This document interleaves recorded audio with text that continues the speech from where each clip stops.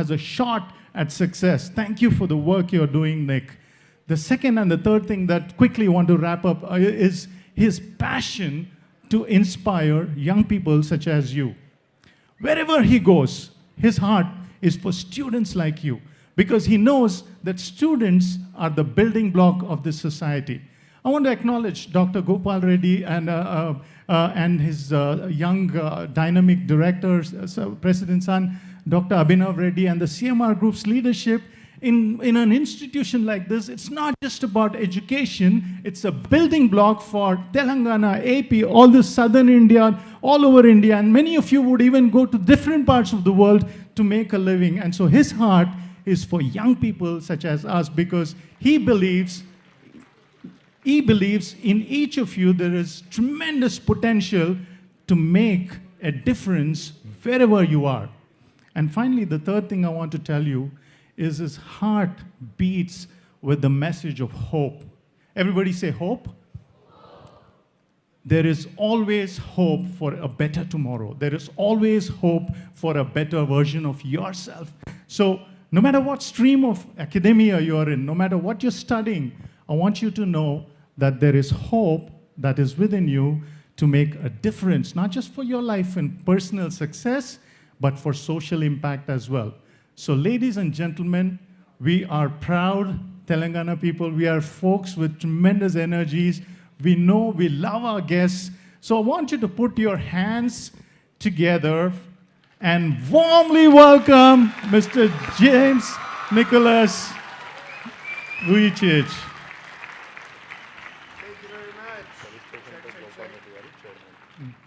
Check. Hello. Hello, CMR. How are you? It is my privilege and honor to be here. Can I begin? Yes? Just one second. Yes.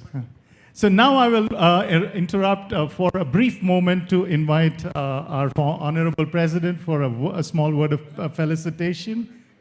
Dr. Gopal Reddy Garu. Thank you, sir, thank you for coming and warmly welcoming. This is a wonderful setting.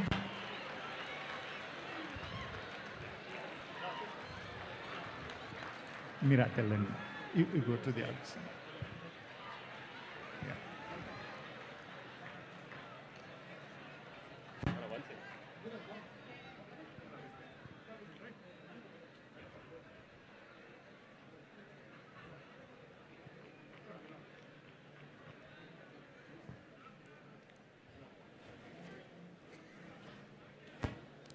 Thank you for your dynamic leadership, Dr. Gopal and Dr. Abhinav Reddy Garu. Thank you so much, sir.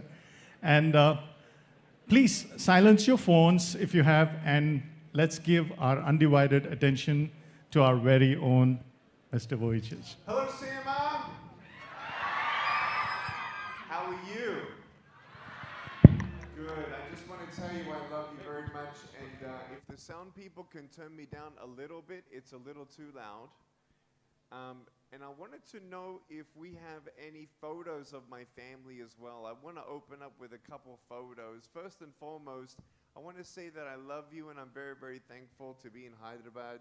Thank you for your welcome. This is not my first time in India, and it's certainly not my last time. I love India very, very much and all the people, and I look forward to bringing my family one day as well. And this is my 4 children. So that's Kiyoshi, Dayan, Olivia, and Ali. And this is my wife. And she's amazing. She's half Japanese, half Mexican. We call that Japsican. And I haven't addressed 50 or 60 heads of state, but 31. And it's been incredible to be with 31 presidents and prime ministers. And I've done 3,500 speeches in 81 countries.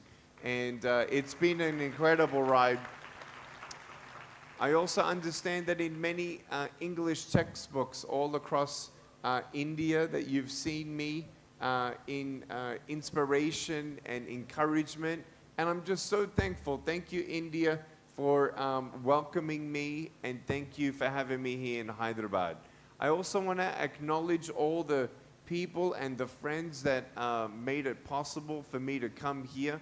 The team, I want to thank my team. My team has worked so hard.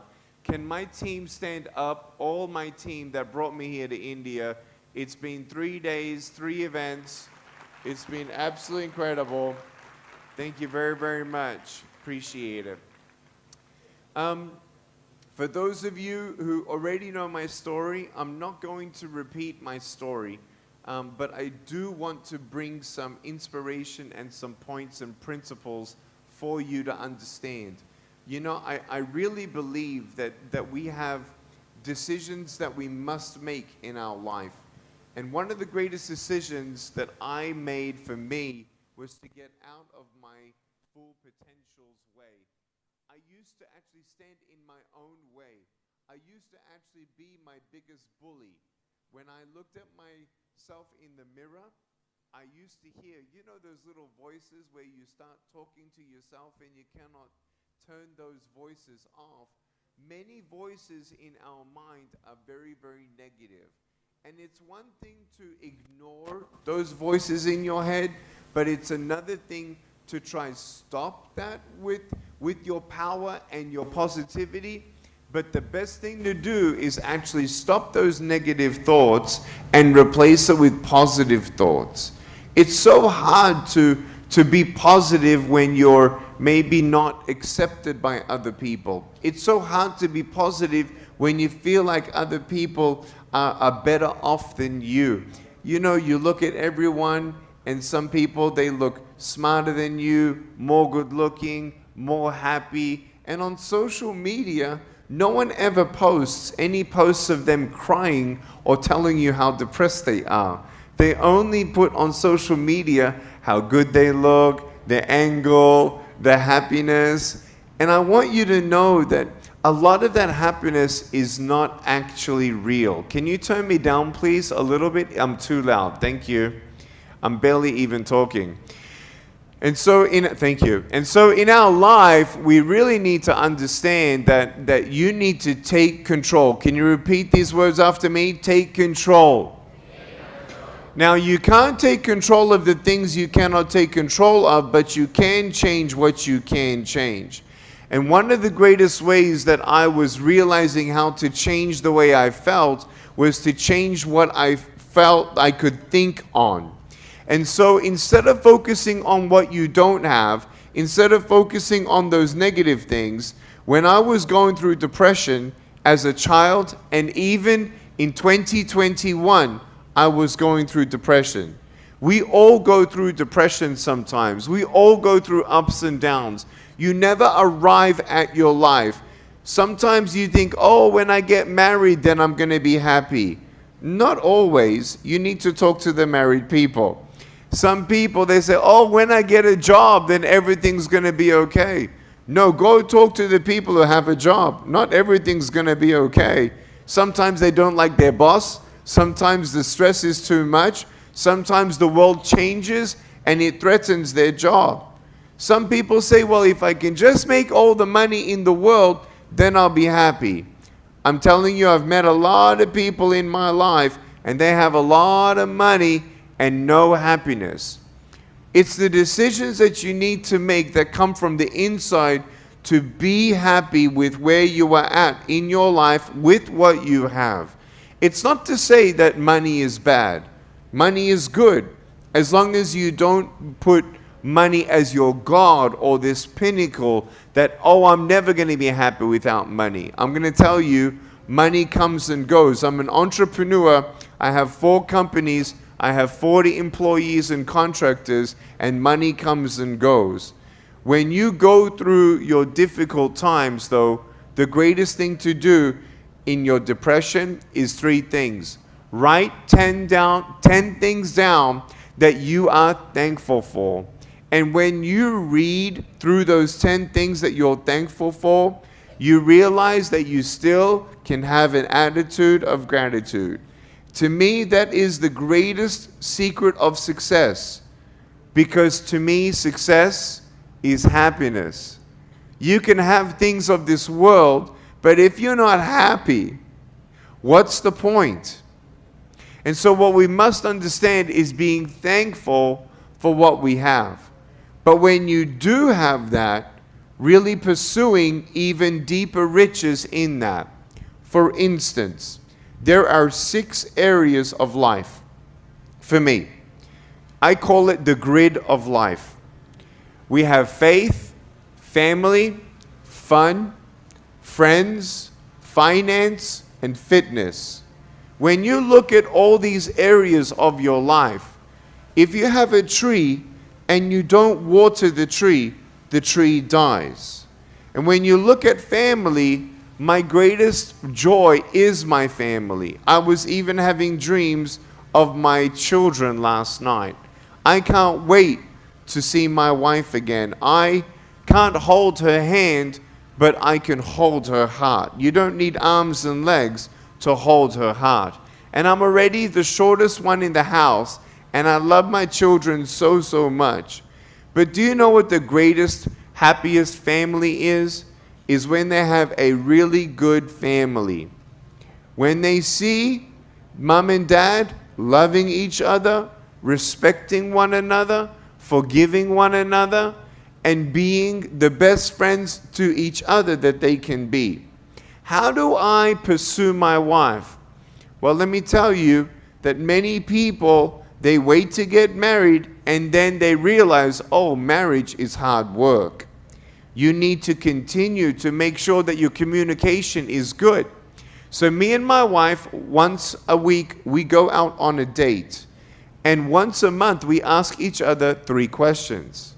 Hey, babe? She says, yes. I said, what am I doing you want me to stop doing? And she tells me what I'm doing that she wants me to stop doing. The second question I ask is, hey, babe? She's like, uh-huh. What am I not doing that you want me to start doing? And she tells me what I'm not doing that I should be doing. And then thirdly, I say, babe? She's like, uh-huh. I said, what am I doing well that you want me to keep on doing? And then when she tells me those things, then she asks me, hey, babe? I'm like, uh-huh. And what's amazing is marriage is a 2-way street. Everyone has value. As the person who was, up here and a visionary and leaders and executive leaders of CMR, everything starts with the vision. Everything starts with the dream. Everything starts with someone believing something. And when you believe that you found your soulmate, it's not just to say, oh, okay, finally I found her and now I got a wife. No, I want her to feel special. I want her to feel pursued. I have no other greater friend than my wife. And the way that we love each other, our children can see. My oldest son, his name is Kiyoshi, and he said, Daddy, I wish you had hands. I said, why is that? He said, I wish I could feel how it was to be hugged by you. And he gets out his big biceps and he says, but Daddy, it's okay because I'm strong and I'm going to hug you longer and stronger so you can feel my hug because I know I can't feel yours.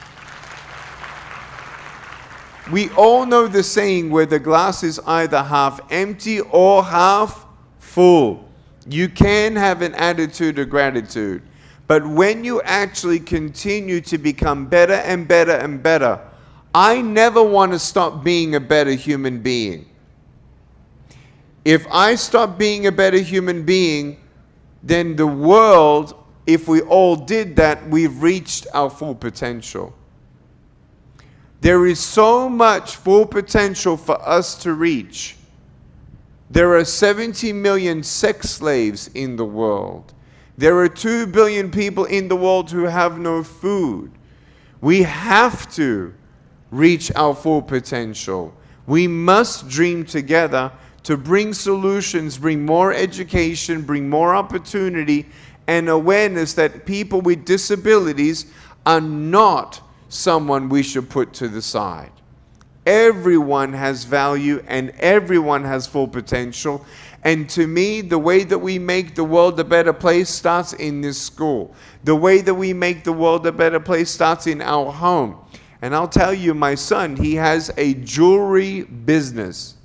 He buys jewelry at wholesale for $2, $3, $4 from some companies that went bankrupt during COVID. They used to sell those pieces for like $120, $80, $70. Incredible margin on the profit. And guess what? He's making money. He sells them for $20, $30, $40.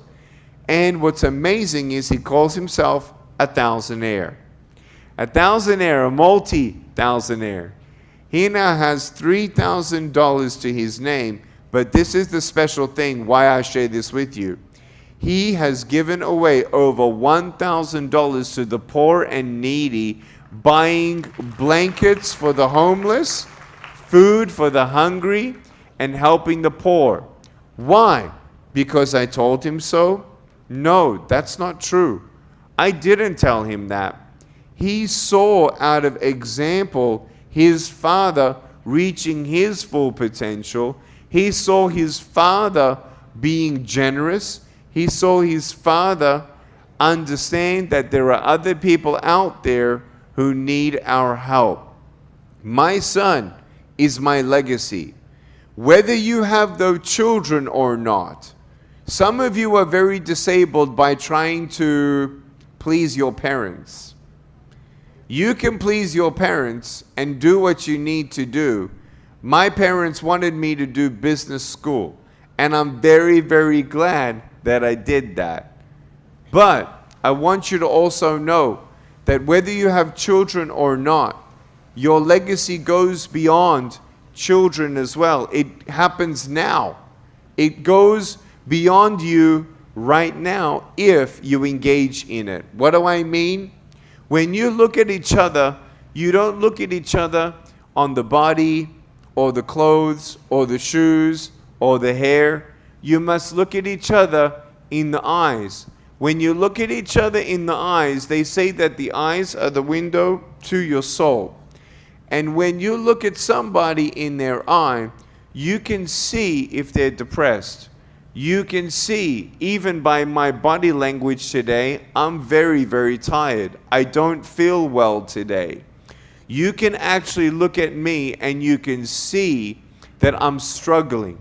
When you actually go through your life and you're at school, do not believe that everyone is okay. We all have ups and downs. We all have depression. I told you the first thing to get through depression sometimes when you go through it. The second thing is this. Talk to someone when you're going through something. You see, I believe we are made of a soul, spirit, mind, and a body. For me, 4 different things. And when you have emotions, it's a good thing. Human beings have human feelings. Do you want to know what the dangerous thing that I discovered that I did to myself was in 2021? There were, over the years, feelings that I had, people that told me things. I know I'm resilient. I know I'm strong. I know I'm Nick Vujicic. But I never sat down and talked to somebody about my feelings. It's called counseling. Many people have a heart that is bleeding even with a positive mindset. When you have a heart that is bleeding and you're going through something, or someone did something to you that you never actually were able to confess with somebody and talked about, you're not always then perfectly healed. And I want you to know that it's okay not to be perfectly feeling fine, because no human being is superhuman. We are all human beings with human feelings, and when you address your feelings, that's when you become whole and complete and lacking nothing. For me, in my heart, I am so glad that I was able to talk to someone. There were some times I could talk to my wife. There were some times I could talk to my mom and dad. There were some times I could talk to people. But at this point in 2021, I was going through so much in my life that it unearthed the wounds of the past. And my heart was bleeding, and it was so simple. My counselor sits me down, and he says this, "So, what do you want to talk about?" And he's thinking that I want to talk about something that happened in 2021, 2020, 2019. Now, even though I went through a lot in my life in 2019, do you know that there were some people who want to kill me? There was a grenade at my house in 2019. We had the SWAT team because I had a grenade at my house. Why would people want to hurt me? Why would people want to judge me? There are many reasons why there are some doors that people think that maybe I'm just a little bit too, I don't know. But you know what? I don't need to understand them. I need to protect my family, and I need to do what I need to do. And when I can go out and go around the world and just try to do positive things, some doors still don't open, and some doors even shut. I don't understand people sometimes, and I don't need to understand every country and every person. But all I need to do is go and share love, hope, and hopefully everyone can dream big and never give up. I am so thankful for this city that allowed me to do this speech. And I want you to know that in your life, we all go through ups and downs. And you know what I said to the counselor? I started talking to them about what happened to me in 2002, 2005, 2006. And he listens like this, and he says, "And how did you feel?" And then I shared with him how it made me feel. And as I am sharing about how it made me feel, there is so much incredible psychological things that were happening in my heart and my mind that I began to see wounds as battle scars. You're not wounded by your past. You're only scarred by your past. Your past does not define you. Your failures does not define you. Other people hurting you does not define you. Your failure in your life is your classroom. When you embrace not just your class, not just academics, but your life's journey, that when you fall or when people put you down, you can get up and see that you are never a failure, but you are going along your journey of success, and failure is a part of the journey. Tell the person next to you, failure is a part of the journey. Go. Tell them, failure is a part of the journey. Good. Now tell them, dream big. Tell them, never give up. I want you to know that the third greatest thing that you can do when you go through depression is helping someone else in need. Do you know that my parents were not wealthy? My parents actually were in refugee camps and they had no home. My mom was 6 years old and my dad was 15 years old, and they actually were fleeing their own country. And do you know what they told me? Nick, do not forget the people who have no food. Do not forgive the people who have no mom or dad. And I want you to know that me and my wife, hopefully in a year from now, we will be adopting a baby, because there's many babies out there who don't have a mom and dad. We all can make a difference. We all can help someone else in need. And I want to ask you, what is your vision for your life? There is a proverb that says, a man without vision dies. There is this beautiful thing called a vision board that I encourage you to do. Can we stop that drone, please, for the rest of the speech? It's very annoying. Thank you. When we go through life, we must understand that we need vision in our life. If you've never heard of a vision board, you can Google what that is. It's simple. It's a board, a whiteboard with magnets, or a chalkboard, or a corkboard, whatever you want. And you can put up and tape up and pin up photos of different things that represent your vision for your life. So one day, if you want to get married, put a ring on the board. One day you want to have a sports car, put a sports car on the board. One day you want to go to a country and go on vacation there, put that country up. Whatever your dream is, education, a house, all these things, put it up so you understand and you remember what your vision is. I know that sounds crazy, that you're thinking like, Nick, I won't forget my dreams. I won't forget my visions. I'm going to tell you, it's amazing when you actually remind yourself every single day where you are going. Because when you remind yourself of the long-term goals, the mid-term goals, it gives you power to keep on going when the world is trying to stop you or your mind trying to stop you. The greatest motivation a motivational speaker can give you is this. Ready? You don't need a motivational speaker. You want to know how you can self-motivate yourself? It is powerful.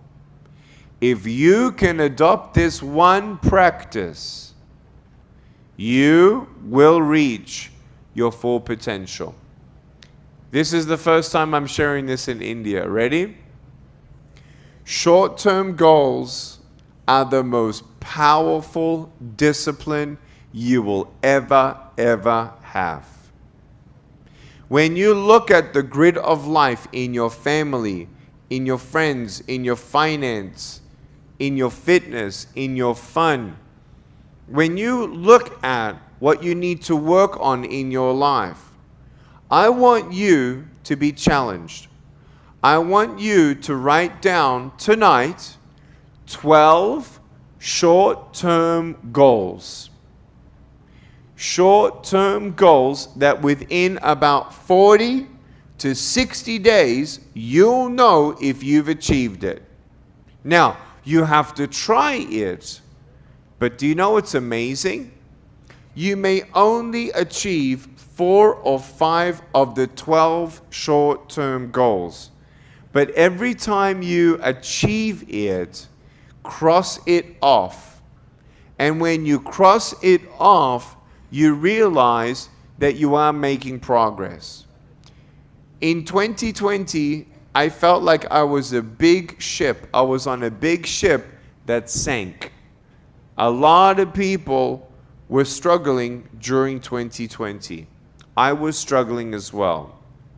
And when the ship sank, I was on a life raft. This is an illustration of surviving.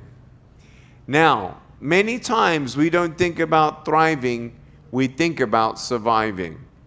If I had arms and legs and I was in the middle of the ocean and I had a paddle and I saw no land, I can paddle, paddle, paddle, paddle, paddle, paddle, paddle, and eventually I will run out of energy. True? True. But do you know what happens when you see land? All of a sudden, you have energy that you did not have to actually paddle fast toward the land. True? When you make short-term goals, you're helping yourself see landmarks. These success marks that you cross off are your success route landmark routes that can actually help you to keep on going. If you did short-term goals, mid-term goals, long-term goals, you, I believe, will reach your full potential. Can you ask me a question? Say, Nick, what's your dream? What? I didn't hear you. Say it again. Well, let me tell you that in 2006, I was very famous on YouTube in India with one video having 65 million social media fans. It was incredible. In 2011, by that time, I'd already traveled 5 continents. And it was absolutely amazing to see that DVDs and YouTube and internet was able to be used to spread messages of hope. In 2002, I bought the URL www.7billionsouls.com. 1 billion people in China know who I am, 1 billion people in India know who I am, and 750 million people outside of India and China know who I am. That's 2.75 billion people, and I haven't even turned 42 yet. And so for me, I know over the next 5 years, I'm reaching another 1 billion people. And by age 40, what would that be? By age 48, I would have reached at least 3.75 billion people. That's a lot of people. It's nearly half the world. And I've worked really hard. 3,500 stages, 2,000 plane rides, many, many difficulties along the way. But you know what I realized back as a teenager? I'm not going to be reaching people through stages. My largest crowd was 800,000 people, and that was amazing. But digital, digital, digital.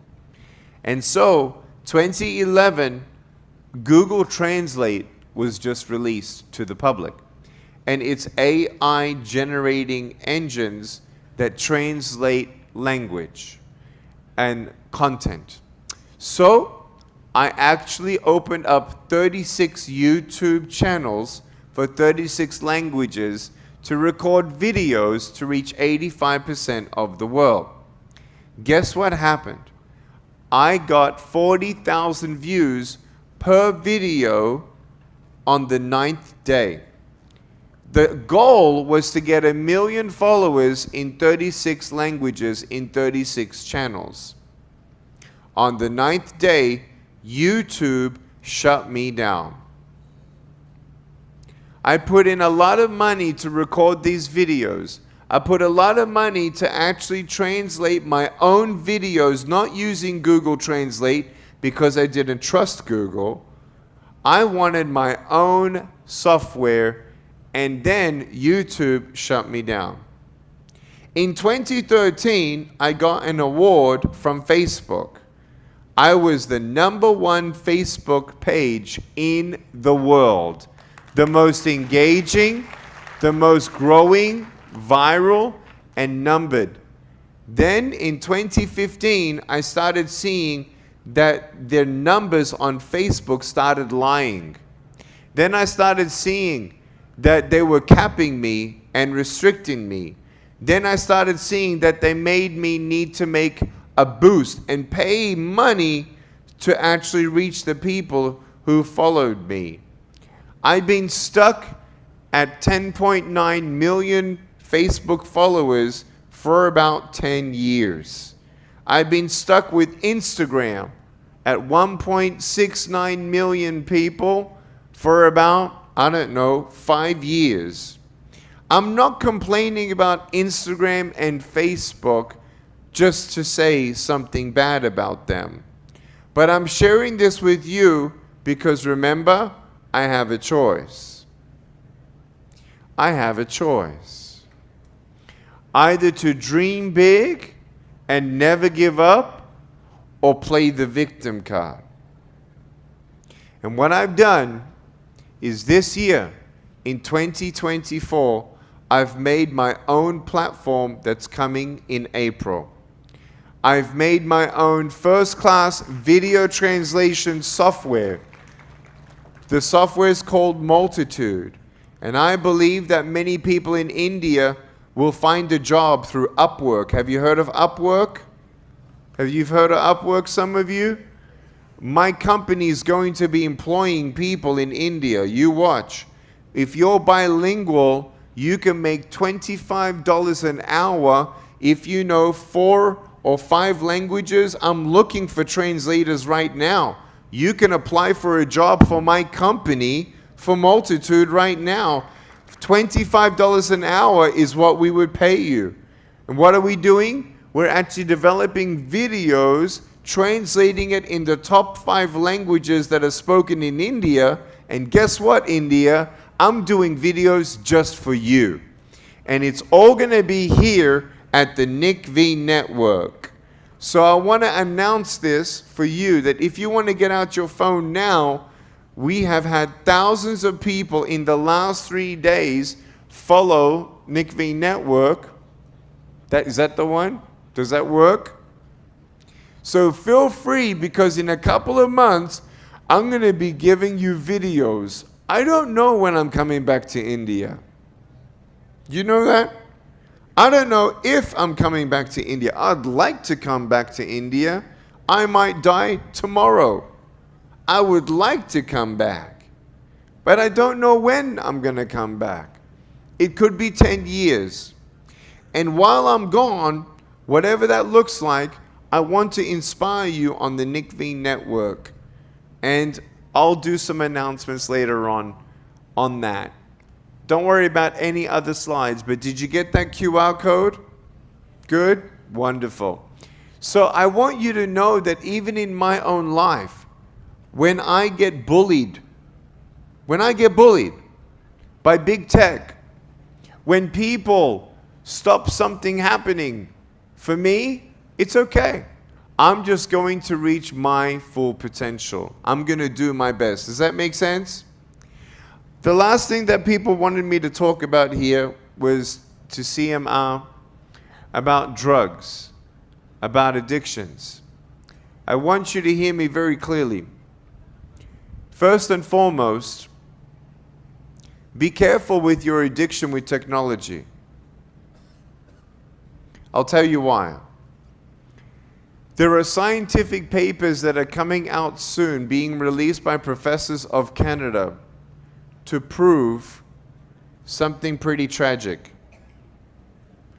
They have now scientific data that if a young person is on their phone or their iPad for more than 7 hours a day, 50 months straight, 150 days straight, that it actually remaps your brain. It is worse than a chemical addiction. It is worse than a pornographic addiction. It is worse than a drug addiction. It's a remapping of your brain.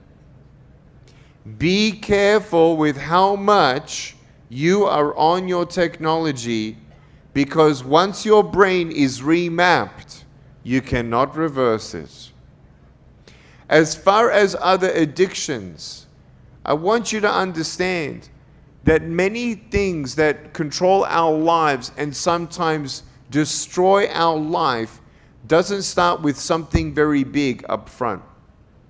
When people go on drugs, they don't start the hardcore drugs up front. They try a little bit of this, they try a little bit of that, they try then a little stronger and then a little stronger. Same thing with alcohol. Same thing with any addiction. It starts with only a little step. And I want you to be careful in the decisions that you make. I want you to be careful with the friends that you gather around in your life. Do you want to know the greatest addiction you need to free yourself of first? Bullying other people, teasing other people. The addiction of pride will actually bring you destruction in your life more than you can imagine. I respect you until you don't respect somebody else. If you believe that you're more important than somebody else, that's when my respect for you goes down. Does that make sense? Because we are all equal. I couldn't care less what religion you are. I love you. We are all equal. I don't care what disability you have. We are all equal. I don't care what money you have. Your soul as a person, you are all equal. Does this make sense? And when you respect one another and you look each other in the eye, and we give everyone an opportunity to live their life, that's a world of more positivity. Does that make sense? But you need to first understand that your decisions around you and your friends, do you want to know a saying? It says, I'll tell you who you are by the friends you hang around with. I'll tell you who you are, just show me your friends. I don't even need to talk to you. Because who you hang out with, it does influence you every day. So please be careful with all these addictions, all these choices. Make healthy choices. And I want you to know that when you are disciplined with short-term, mid-term, long-term goals, that I believe that you can achieve many more things than anyone has ever dreamed. I love you with all of my heart, and I thank you so much for having me here today. See you, Ma. Have a great day. Bye-bye.